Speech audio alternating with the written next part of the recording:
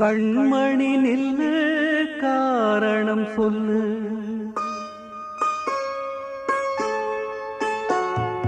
கண்மணி நில்லு காரணம் சொல்லு.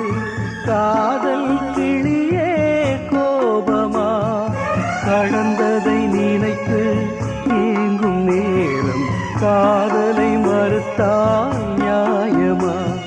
கண்களில் வளர்ந்த காதலை நீயும் கலைத்திட நினைத்தால் மாறுமா? கண்மணி நில்லு காரணம் சொல்லு. காதல்